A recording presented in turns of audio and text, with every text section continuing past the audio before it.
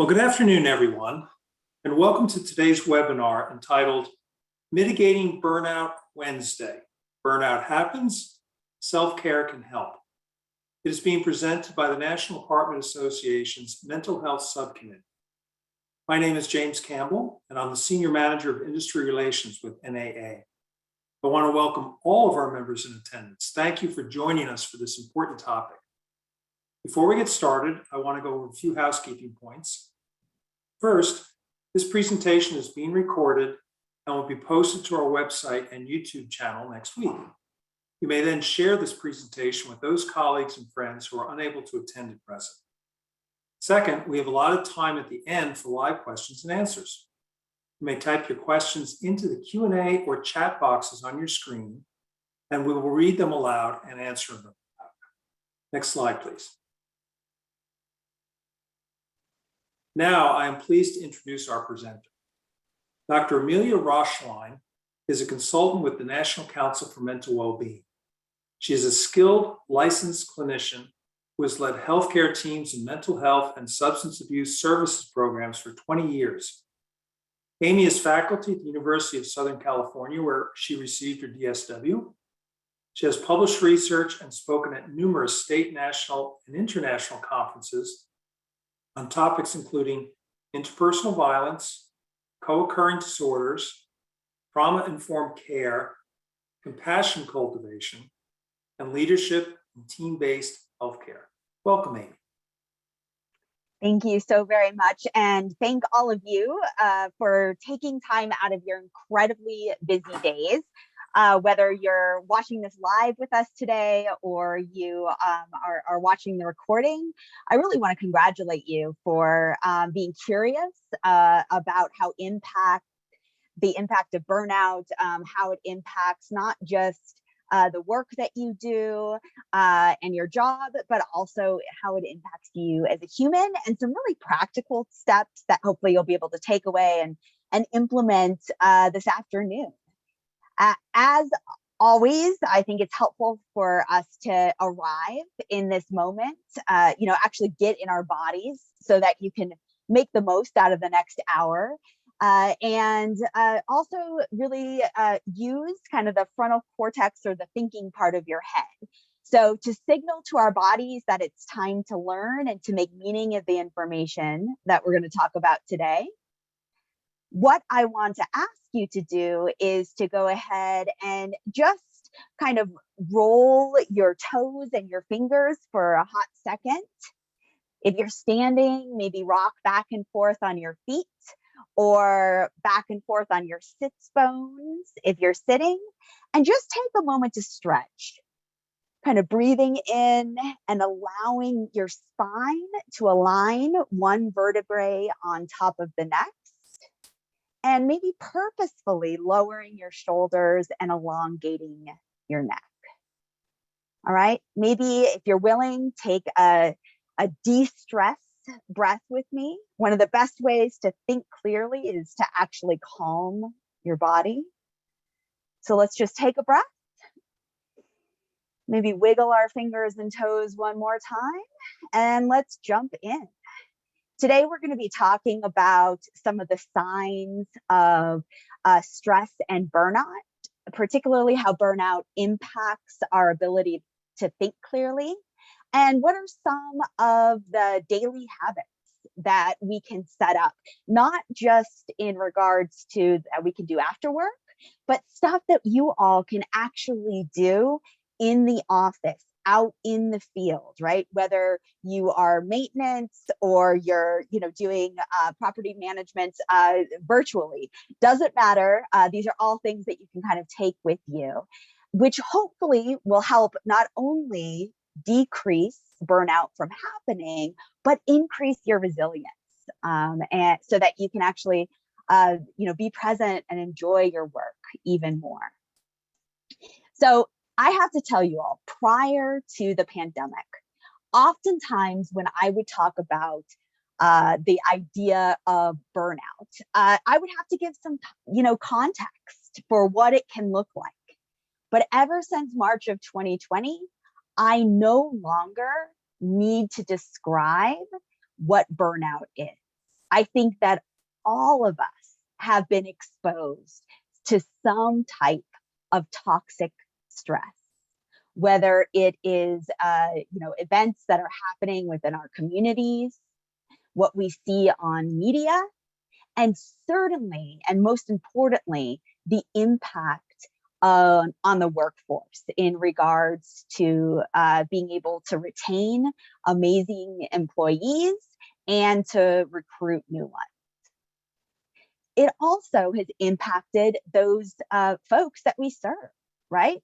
The communities that we work in. Now, one type of burnout, right? One type of stress that is often overlooked is how intergenerational or historical trauma, or just plain feeling overwhelmed, can impact the way that we view the world, right? One of the first things I learned as a therapist was that memory is not based on fact, right? I don't know if you all have ever had that experience of someone you work closely with, or a partner, or even a family member, remembering an event, and yet you absolutely swear that you remember it a different way, right?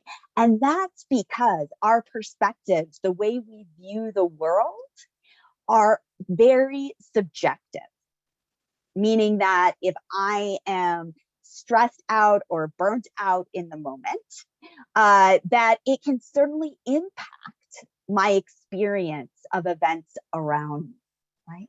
I'm curious for all of you, if anyone is feeling particularly brave, for those of you that are present with us right now, if you wouldn't mind putting in the chat, what are some of the struggles that you have had around burnout over the past few years?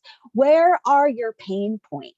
That's going to really help me to be able to attune this conversation that we're having today to exactly where some of the struggles are. So I'm seeing in the chat, scheduling, balancing, oh my goodness, life with a new baby, as well as work.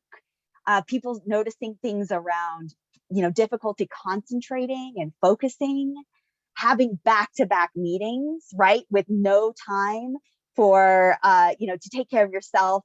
I don't know if you've all ever had that experience where you realize you have to go to the restroom, and then 4 hours later, you realize you still haven't gone, right? Because you're just going from thing to thing.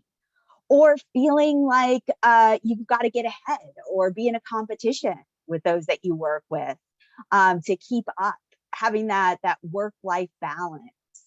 Or feeling like you're the only person that who cares, right? Especially many of us are called to this work because it has meaning for us. Losing team members, right? It sounds like for a lot of you, that's like a family. And then figuring out how to save and set boundaries. Or one thing that I struggle with too is, being exhausted at the end of the day, and then actually having your other job, which is, having to deal with your home life and, taking care of things. No escape from COVID. Thank you all. So many good, helpful struggles that you all are going to. So it sounds like, I'm not alone in some of these things. And it sounds like a lot of you are trying to pull yourselves up and keep it all together, but how difficult it is to stay positive. I want to share a little bit, and you all can help me make sure that I don't get too in the weeds on this. But I think it's really helpful to think about, how burnout and stress impacts our brains. And one of the most important things that I learned that actually was helpful for me was to recognize the way that the brain processes the world is it's got two speeds.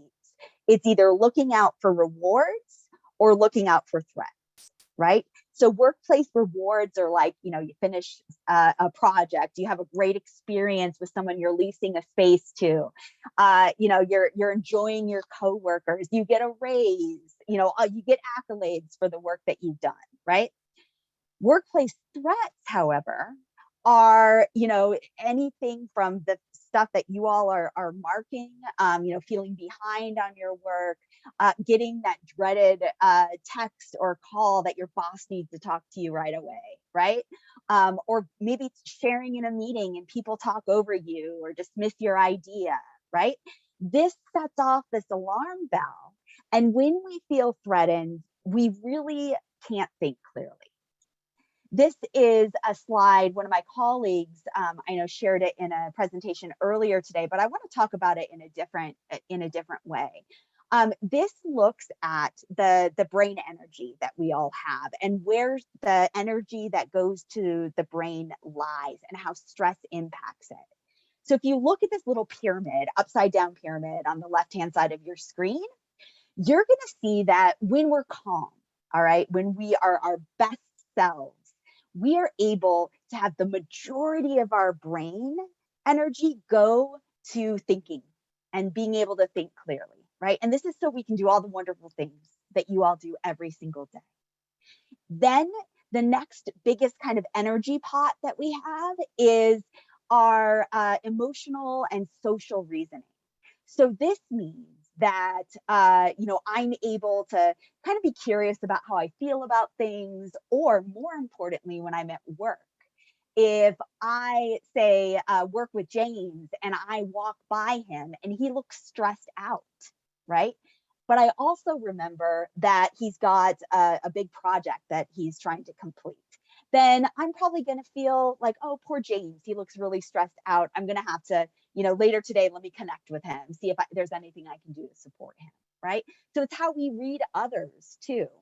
And then to a lesser extent, all of this stress focuses on like our body, psychological and kind of physiological ability to kind of breathe and move around. Now, when we're in a crisis, when we're experiencing burnout, when we're overwhelmed and super stressed out, the energy that goes to the brain flips. So this is that pyramid that you see on the right-hand side of your screen. And as you notice, very little brain energy, truly the blood flow that goes to the brain, no longer really goes to the frontal cortex, that thinking part of the brain.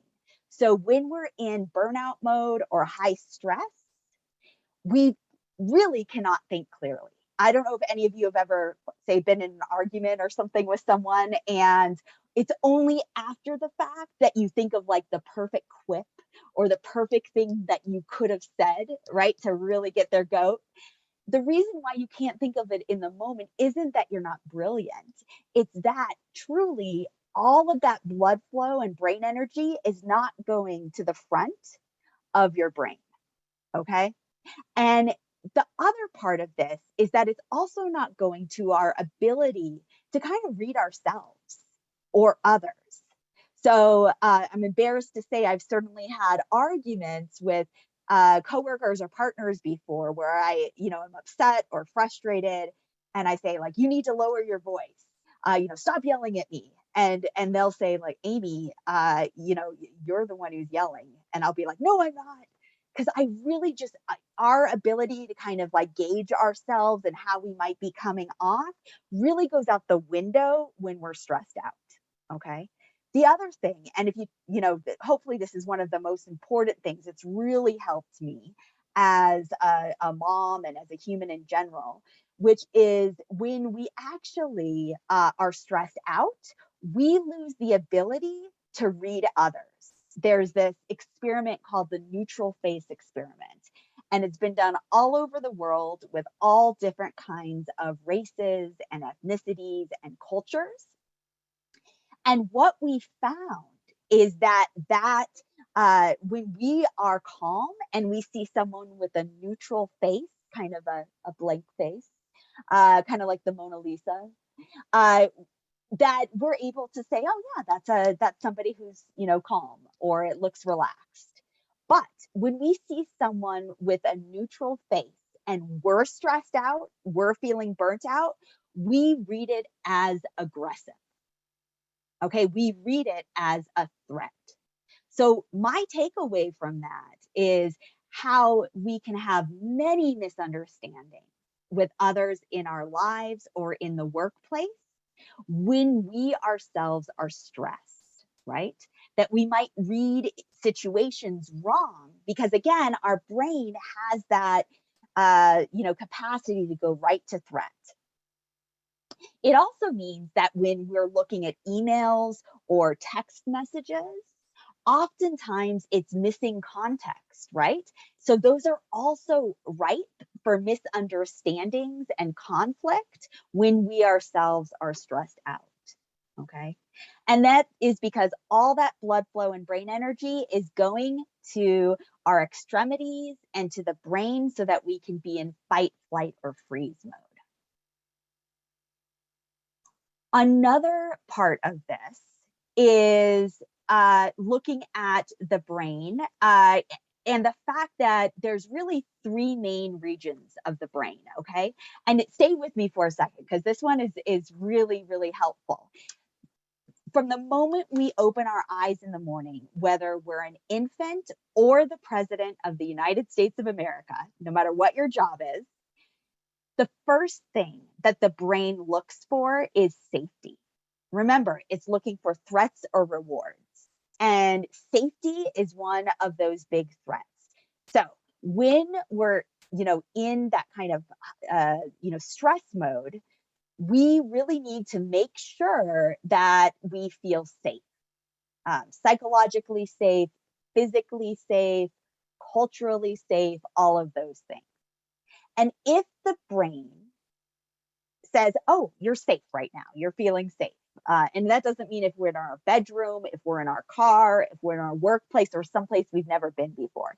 If the brain assesses and says, hey, you're safe right now, then we can kind of climb the ladder and go to the next brain area, which focuses on the slide it says, am I loved? But what it really means is, do I feel connected? Do I feel understood to those around me? And only if the brain feels safe and understood and connected to the people that it's around, then we can finish the ladder climb to the top of the brain, which is where thinking and meaning making and all that stuff takes place. So in other words, if I don't feel safe and understood, I'm really not going to be able to concentrate. I'm not sure about any of you, but have you had these moments where maybe you're, walking into a room to get a glass of water, or you go into another space to grab something, and then you walk in there and then you think, wait a second, why did I come in here again? Right? This is something that frequently happens to many of us, right? And the reason is because of the high levels of stress and the fact that we're not able to get to the upper part of our brain.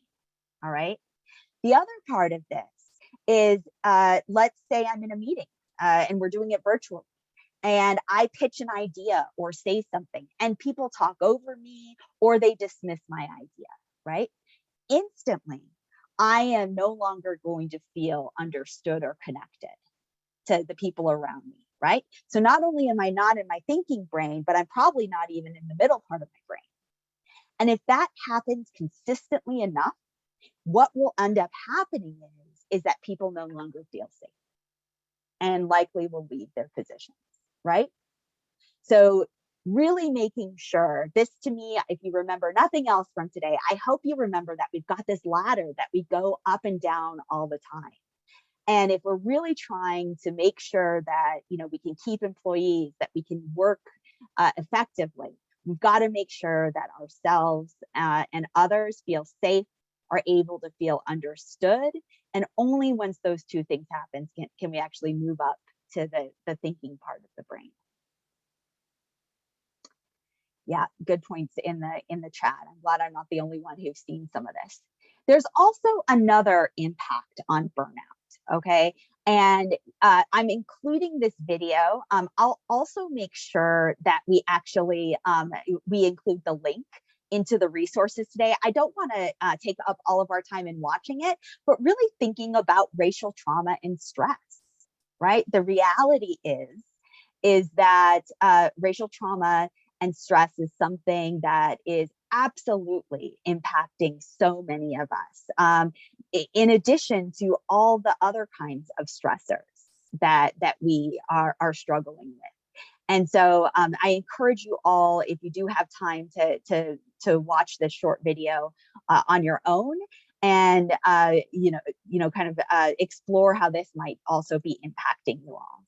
And that is because no matter what the reason of the stress is, when we're under stress, we go into fight, flight, or freeze mode.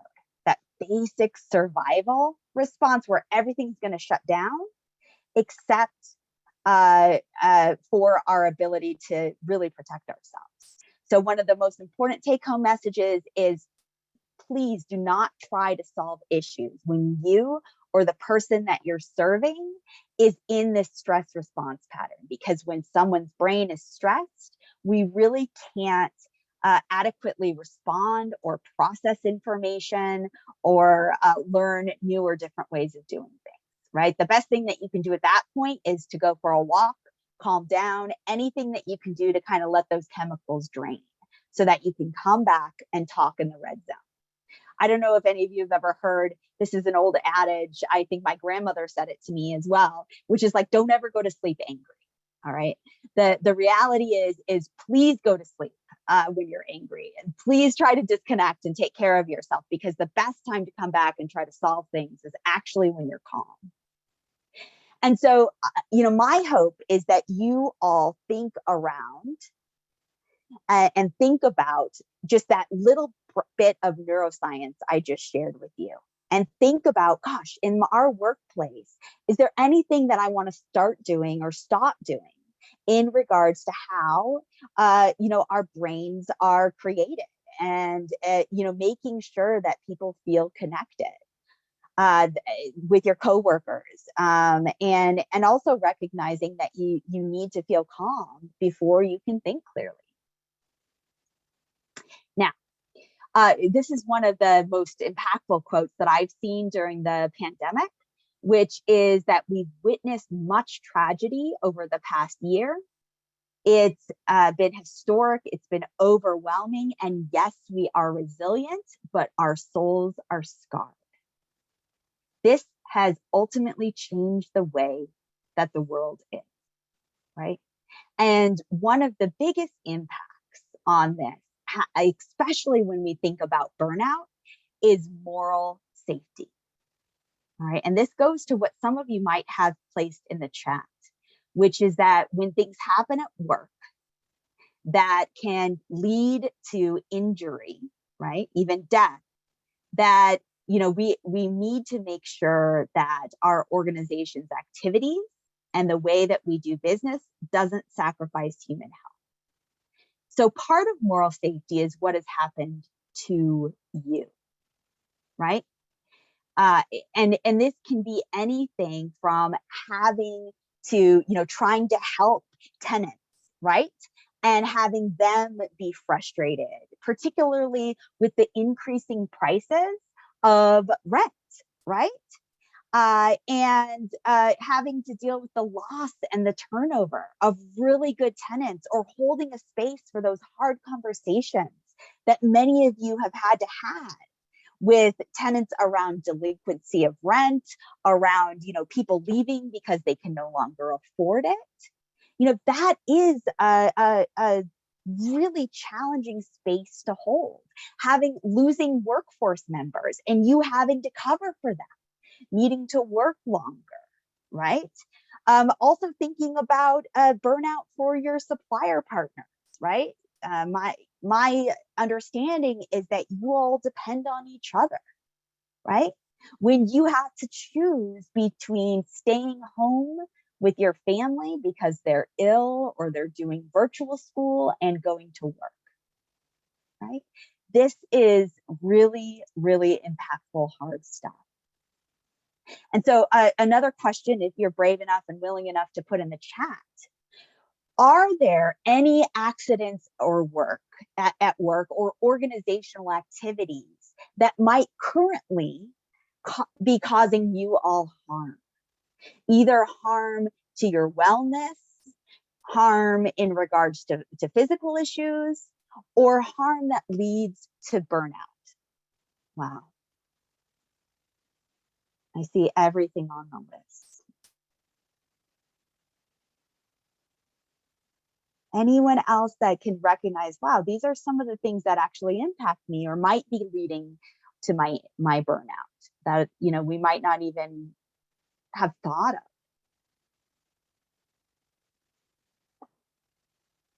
One of the ones that I've seen talked about the most is, you know, thinking around moral safety. Oh, and it looks like some of you are having to deal with, you know, either working and living in echo chambers where you never get feedback, having being short staffing for an extended amount of time, having residents that you have to interact with, and then being in a place of threat and aggressive, right? Having to deal with folks that are maybe phoning it in, you know, other employees that are underperforming, and, you know, not feeling like your worth is appreciated, or not feeling aligned with the values of where you work. This, I think, is our number one workforce issue right now, is creating a morally safe environment, right? So moral distress is where you know what the right thing to do is, but doing it is thwarted by constraints, either because you don't have enough employees right now, or you know, because of new rules and regulations, or the fact that the rents are going up, et cetera, that it goes against your own beliefs and values. You know, you've got this sense of being morally responsible, but unable to change what's happening. And what we see is when we think of a morally safe environment, you're able to do your work with a bit of integrity, because your sense of what is right is actually supported by the institution where you work. And most importantly, by the person who directly supervises you. The problem with this is that what is right can absolutely be perceived differently depending on who you are, your experience, and where you are in the hierarchy of the organization, right? And so when we think about, you know, moral injury, right? It's this sense of anything you do won't change, right? It's that you know, the person who directly oversees you, you know, doesn't feel like you know, you don't feel safe in bringing some of these concerns to them for whatever reason, or you know, it can be the response of acting or witnessing things that go against your own values and moral beliefs, right? And so the number one impact of this, when we look at this organizationally, is compassion fatigue and burnout, right? We see people leaving the field. Turnover rates, which you all are commenting about in the chat. Feeling engaged at work. And that doesn't mean showing up at work, but it means actively having conversations around this, actively, you know, assigning the alarm bell when you don't feel safe in the workplace. And, you know, having a lack of organizational wellness.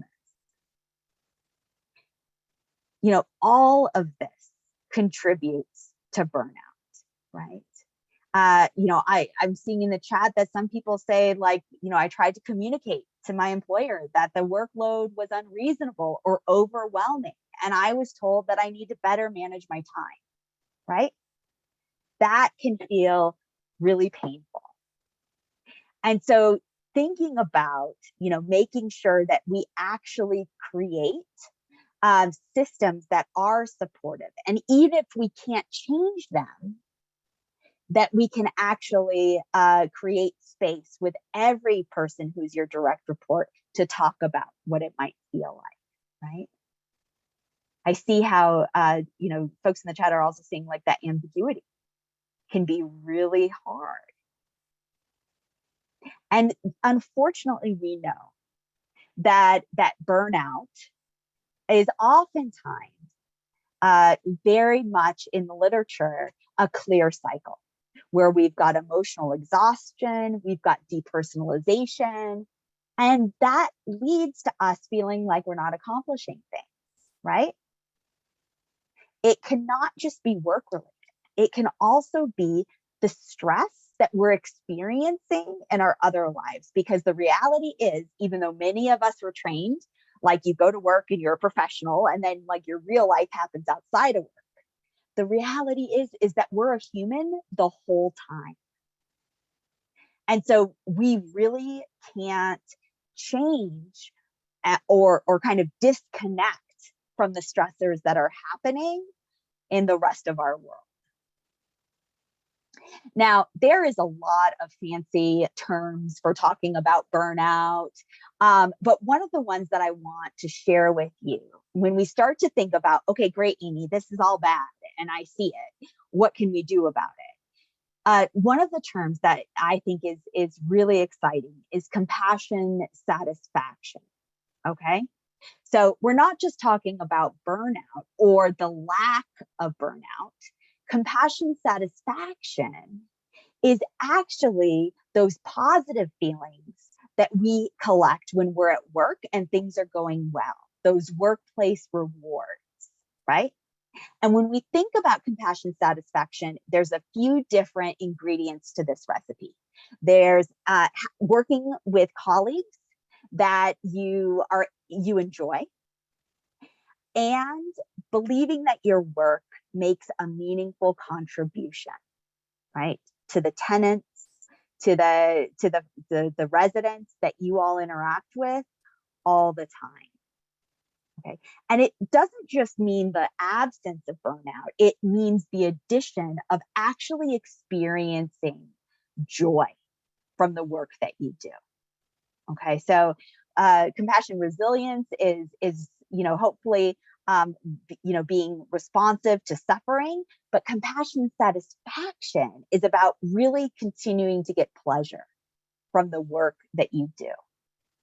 One of the ways that you all could monitor this is called the professional quality of life model, and it looks at burnout, it looks at compassion fatigue, but it also looks at compassion satisfaction, that joy in doing the work. This was originally created for caretakers, particularly people who were caring for soldiers and were caring for older adults, okay? But it can actually be used by any soul. Doesn't matter what your job is, or even if you're employed. It's a free app, okay? It's called the Provider Resilience app. And I love this because it's an easy way to download and take your temperature on any given day to see where you're at in the kind of cycle of burnout, and if you're suffering or if you're thriving. And one of my favorite things to do with this is, if you actually work with a team, is to actually track where you're at for over a week. Have every member kind of track their resilience and compassion satisfaction for about a week, and see where the team is, right? Not only is this evidence-based, but it's a wonderful way to see about, gosh, if we want to try to do things differently, is it working? This can help give you that instant temperature take, that instant data to know where the team is at. And of course, moral safety, right? Being able to talk to someone else, particularly the person who's directly above you, about, where, the good things that are happening are, but where some of the kinks are. If I can raise my hand and say, hey, this doesn't feel good, or I'm worried about this, without, being kind of dismissed, if my concerns are appreciated, and if I see that even if action can't be taken, at least a holding space is created, then what we see is that moral injury goes down.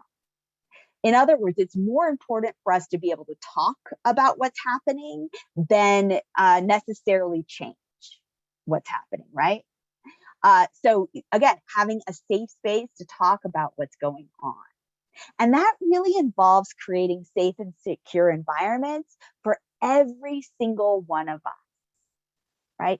That means that that ladder I talked about earlier with the brain, that we're able to climb up that ladder and feel safe and connected and understood. And that being really one of our core goals, right? It's going to be really hard for us to hold space for those hard conversations with our residents if we ourselves are not able to feel safe and understood with our fellow employees, right? The other part of this is recognizing that the safety and respect that we have with our coworkers is always going to be modeled in our relationships with our residents, or with the folks that we have to interact with for work, whether that's supplier partners or coworkers. So again, it's a parallel process that if I'm a leader, if I am someone's direct report, that I need to model mutually respectful, safe climate. And that then can be modeled with the folks that we serve. And one of the key points of this is creating a learning environment. In other words, that it's okay to make mistakes. I don't know what happened to us as adults, that somewhere along the line, we have forgotten that mistakes happen. And that's actually how we learn and grow as humans, as organizations, right? But the reality is that when we learned how to walk, when we learned how to read, that involved many, many, many missteps and mistakes along the way, right? No one just goes from laying down to walking overnight, right? No one goes from not being able to read to being able to read fluently with a flip of a switch. And yet as adults, we carry a lot of shame around missteps or mistakes, right?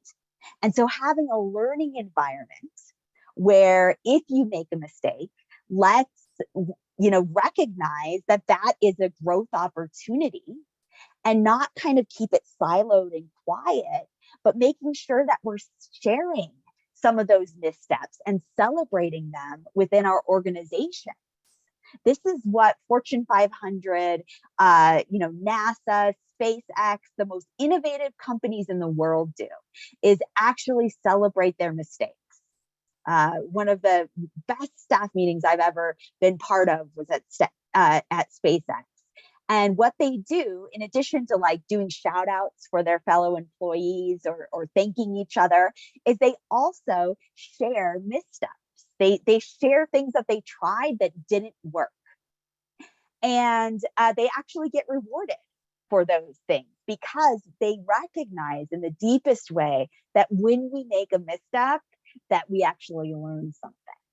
And they make sure that that is shared so that everyone can learn from it, not just the team or the individual that it happened to. This is really about creating emotional, psychological, and moral safety in everything we do.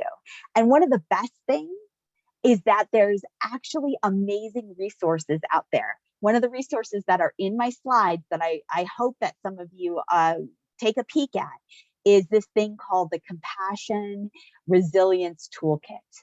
And it actually has 12 weeks of how to run staff meetings or huddles in the morning that integrate some of these very principles that I'm talking to you about today. And I love some of the comments here in the chat, thinking about not being afraid of failure, right? Thinking about, creating a compassionate culture where we can all support each other. One of the, interesting things that has been in a lot of the Harvard Business Review, a lot of the literature out there in amazing companies is focusing on engagement and connection. Remember that ladder I talked about where we've got safety and then connection?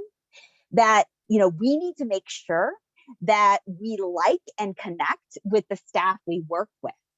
And if you supervise someone that you don't like or can't connect with them, that's a you problem, not a them problem, right?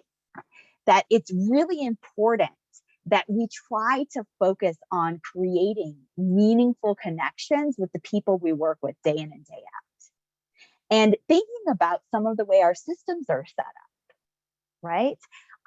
So that we can actually have structures to make sure that we're not alienating or causing divisiveness amongst our employees, that we want everyone to raise their hand and say, if I'm leading something, they say, Amy, I think this is a bad call. Let me tell you why, right? If you are able to do that in your organization, not only are people more willing to stick around and not leave, but they're also willing to help grow it. Right now, they've got a stake in a game. I actually feel like I'm helping to design the way we do business here. All of that's really important. So it's about baseline compassionate culture for everyone, right? The staff, but also the residents, right? The partners that we have within the community. The more we can involve their voice and choice, the more compassionate that we can all be. And thank you, Sonia, for putting in the toolkit. One of the best things about the toolkit is absolutely free. There's like 3 different ones, but one for parents, which has been a lifesaver for me, but also some for people who work primarily with kiddos and for folks that work in more organizational business kind of focus. The other thing is thinking about, does each one of your employees have a protection plan? Do you have your own protection plan, right?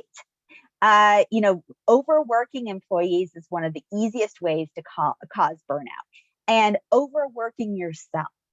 Because in my experience, many of us hold ourselves to standards, either that were pre-pandemic from more than 2 years ago, or, standards that are unrealistic to even begin with. We all tend to be our own harshest critics.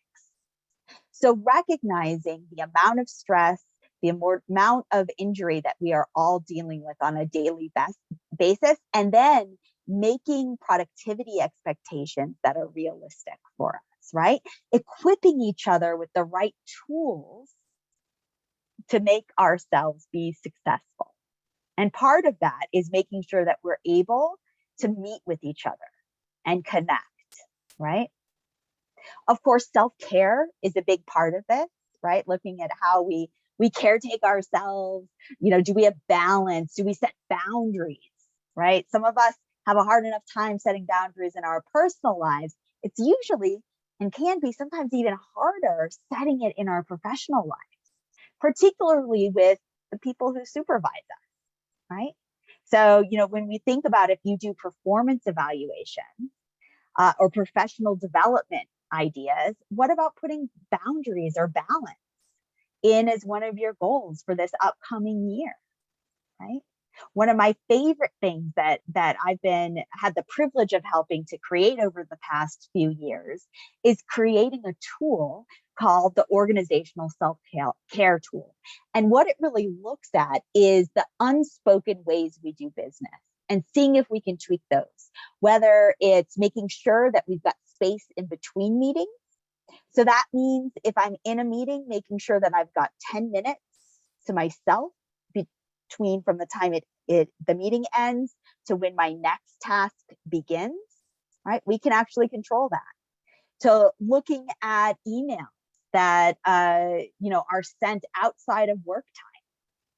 Obviously, if you're on call and it's your job to look at some of those, thinking about how you can strategize that with yourself or with your coworkers, but really taking the idea of self-care into our policies and procedures and thinking about how we can tweak the way that we can do business, right? This is about how we really identify what's important to our well-being, what's important so I can pay attention when I'm at work, right? And it's not a one-size-fits-all thing. And so that is another tool that's on a resource that you'll have once you get the slides. And then, of course, thinking about other kind of stress reduction intervention, right? I started today with just kind of grounding our body for a hot minute, making sure that we think about doing that when we have a staff meeting or when we kind of come together, making sure that we move our body. We were not built to sit behind a desk, right? We also were not built to be climbing and be on the move all day, right? So looking at our balance, our physical balance in regards to, how and what we're doing with our body. From spanning the literature from the past 10 years, these are the 4 factors that encouraged resilience and decreased burnout amongst employees from every single sector that I could find. And that is number 1, feeling valued, right? Feeling and believing that their voice can be heard and matters. And that means that you're willing to develop and reinforce a learning culture that make mistakes and it's okay, right? We can, grow and learn from that. Rewarding people who come forward with problems, with bad news and critical questions, just like how we reward those who have great things to say, right? This is how people feel supported in their work. And finally, believing that we have the resources to do our jobs, encouraging people to offer up all ideas, all questions, and to normalize reflection, normalize the experience of burnout, and think about the habits that we can actually bring into the way we work, not just something that we do after work. One of the best ways that I know how to do this, frankly, is some of the mental health first aid at work, right? This is a skills-based training course that really teaches all of us about wellness, right? And, what are some of the things that we can do to help ourselves and more, and just as importantly, help those that we serve and that we serve with. Wanted to share with you before we open up for questions, some of the resources I was talking about, and in particular, these 2 at the very bottom of this list. So the Compassion Resilience Toolkit that I was talking about, and there's this one that's called the Neurosequential COVID-19 resources. These are a bunch of 5 to 15-minute videos that talk about some of the brain stuff that I was sharing with earlier. Particularly if that was meaningful for you or helpful, I would check those out. And then, of course, we've got a link to the organizational self-care training activity worksheet that I was talking about, including some of the equity and racial trauma, moral injury struggles that some of us have been having. Here are some other type of assessments and toolkits that might hopefully be of help to you. I also just want to note that my email is on this. Please do not hesitate. One of my favorite things about my job is that I get to share this information. If there's anything else that you'd like or other resources, don't hesitate to reach out to me around that. All right. With that, James, should I go ahead and take down the slides for us to talk about the Q&A for a sec, or what would your Sure, yeah, just advance to our Q&A slide. That'd be great. But for those who have been requesting copies of Amy's slides, it sounds like you're very graciously offering that. Make sure you copy down the email address of Amy's that was on the prior slide. Maybe go back one slide just for. I'll put it in the chat. I'll put it in the chat too. Even better. Yeah. Well, Amy, this was really, really wonderful. I mean, just I can't tell you how much this is helpful to our people signing in and to our industry in general. So again, so much really valuable content. I'm sure folks have great questions to ask. Now is the great time to do it. If you'll type your questions into the Q&A or chat, we'll read them aloud for Amy, and Amy will do her best to handle them. One of the first questions is, can you talk about the difference between burnout and demoralization? How can team members help their leaders know, quote, I'm not burning myself out, you are exhausting my fire? Oh, that's a good one. Yeah, it's hard. I mean, I think that, my gut reaction to that question, because it is a tricky question that you're asking there, is that we want to remember that burnout, okay, that the experience of moral injury or any of these other kind of fancy isms is very subjective, right? So I can't say what is burning you out or what burnout is for you, just like how you can't say what's stressful for me, right? Like it's a very personal experience. And so I think some of the best ways that we can start to explore this and normalize it with the people that we work with is, having moments like this, that we're so lucky to have together, having some psychoeducation around this, but also thinking about, could we bring this kind of questioning into, the way that we work?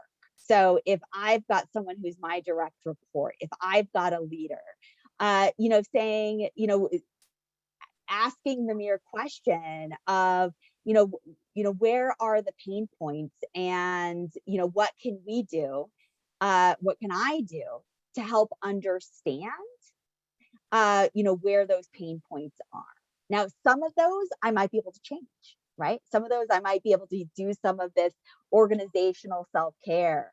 But some of them I might not have any control over. We might not be able to control the fact that rents are going up all across this country, right? But what we can do is sit together and think about how that we can reduce our resident suffering and our own suffering in regards to creating safe spaces to have those hard conversations, right? And just having that space to reflect that it is painful to have to hold that space, particularly with residents that we really care about. Or with employees that we see that are suffering because some of the ways that the things that are happening that we don't have control over. And again, it's about creating spaces to have those conversations in a safe and secure way. And some of the ways to do that are on some of the resources that are in these slides. Well, a couple quick housekeeping questions. One person asked, will NAA be offering a mental health first aid course? And we're really excited about our partnership with the National Council for Mental Wellbeing, and that is actually on our agenda. We are planning to pilot test a couple different variations of mental health first aid later in the summer for a select group of folks. And if the pilot tests work well, then we'd like to offer it, roll it out for all of our members next year. So unfortunately, this particular person needs the course right away. So I don't know if we'll be able to help in that sense, but stay tuned. For those who aren't familiar, National Council, this is the gold standard in this area. And they have trained over 2.5 million people over the years in this course. This course was actually acknowledged in the US Senate hearing for the quality of its training. So we're excited about it, and we'll be pilot testing it for our members later this summer. And then, of course, another person asked, is there an on-demand to review this webinar? Yes, as we mentioned at the top, we're going to be recording this and we'll be posting it to our YouTube channel early next week. Another question here.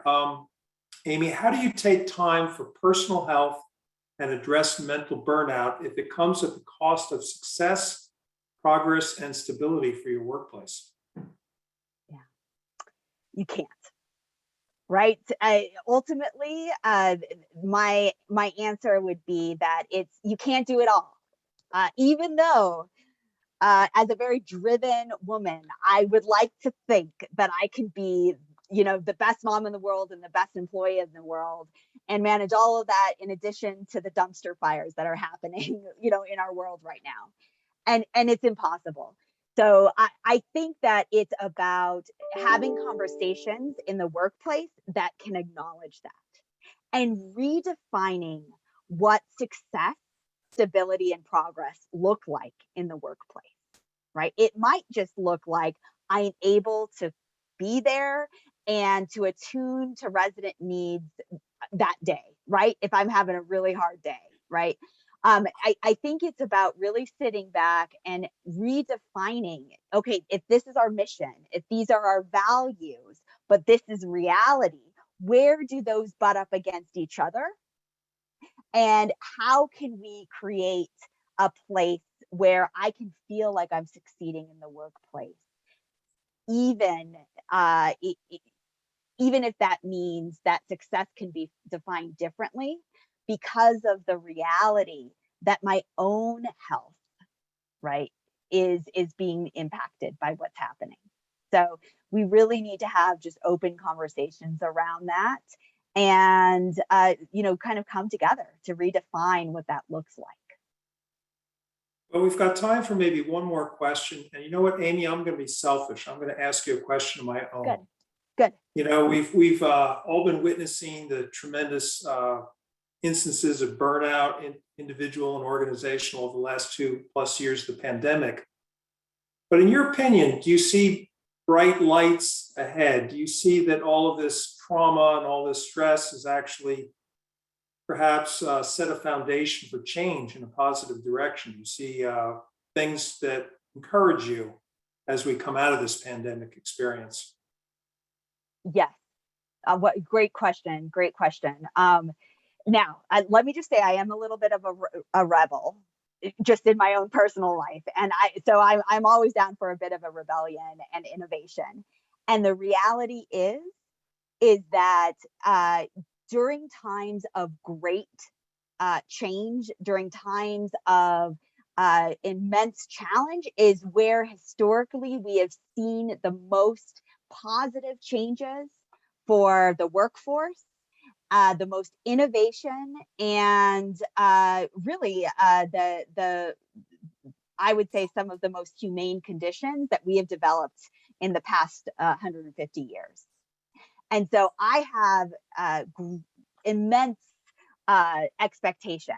The fact that we're having this webinar today, I think, is a sign that we are moving forward, right? I think that people are more willing and looking for, what is out there. How can we make sure that we can hold on to these amazing employees that we have, right? How can we make sure that we can do our business, but do it even better? And I think this is the exact kind of push that we need to be able to do that. So I am very optimistic about change. Well, thank you for that words of encouragement. And again, we thank you for really an outstanding presentation. Next slide, please. So for additional resources, I want everyone on the call here to know that NAA maintains an online portal for its many offerings and operation solutions for the rental housing industry. That URL is featured below. Next slide, please. But we especially want to highlight the remainder of NAA's Mental Health Awareness Week. We're continuing to partner with the National Council for Mental Wellbeing, present this series of webinars addressing mental health issues felt keenly within the rental housing industry. So tomorrow's topic addresses coping strategy for on-site staff. So make sure to register while you can. Next slide, please. And if you like this webinar and want to view all of our webinars on demand for free, you're always welcome to go to our YouTube channel. And this webinar will be posted there next week, most likely. Last slide, please. So again, we most certainly want to thank Amy for this presentation. I want to thank the National Council for Mental Wellbeing for this wonderful new partnership we've embraced and embarked upon. I want to thank our audience for their participation and attendance on this most important topic. So thank you to all and have a great afternoon.